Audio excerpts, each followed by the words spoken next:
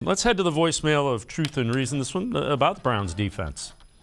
Hello. I wanted to convey some information that I feel is relatively important to what the Browns defense is doing. As all fans, I'm unhappy with the way the season has started, particularly because we should really be 4-0. But the no-pressure defense and the pressure that they put on Myles Garrett when he's playing is substantial. They rely on him on double and triple teams to get pressure on the quarterback without any help. T.J. Watt, for instance, for the Steelers, led the league in sacks last year, but they blitz and they bring other people, and that relieves some of the pressure, and he has untouched contact with the quarterback, and I don't think we're doing enough of that, and I've said that for years, that Joe Woods is not utilizing his player personnel correctly. They have 9 players in the top 10 of their positions on the team. I'm assuming some of those are, at least half of those are on defense, and the pressure that we're not getting on a quarterback, all winning teams seem to put pressure on the quarterback.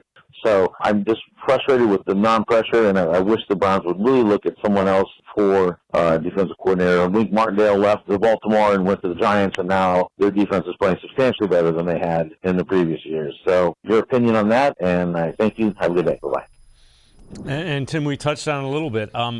Again, I am the last guy that's fire this guy, fire that guy. Defense has to play better. At some point in time, if the defense doesn't start playing better pretty darn soon, you got to start looking at those kind of things.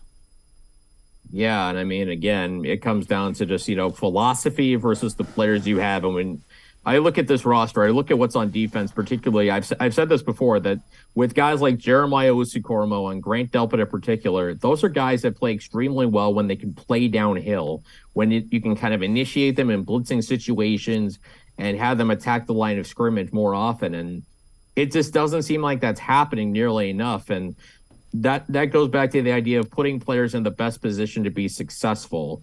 And by and large, there's still time in the season. We saw that the defense made a big turnaround in the second half of the season, particularly after, ironically enough, the Chargers game a year ago, which blown coverages cost them that game. But I look at what's happened since for the start of the season.